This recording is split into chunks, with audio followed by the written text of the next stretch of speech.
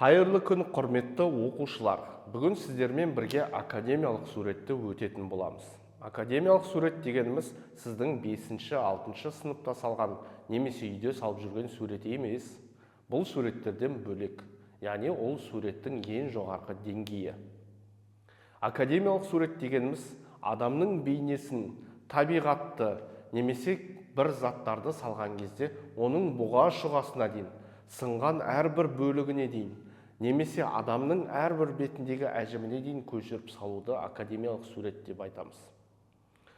Академиялық суретте сіз не үйренесіз? Ең әуелі компоновка, композициялық өлшем, построение, суреттің каркасын құрып үйрену, көлеңке жарық, тон, штриховка және өлшем жасап үйренетін боласыз.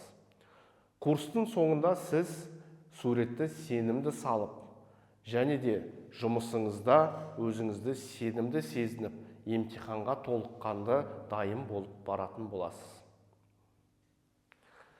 Енді ең әуелі біз не саламыз? Ең бірінші академиялық суретте бізде ең жеңіл жұмыс шар болады.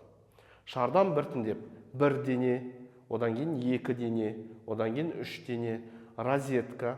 Розеткадан кейін, егер сіздің тапсыратын оқу орныңызға бас керек болатын болса, бастың бейнесін салып үйренесіз.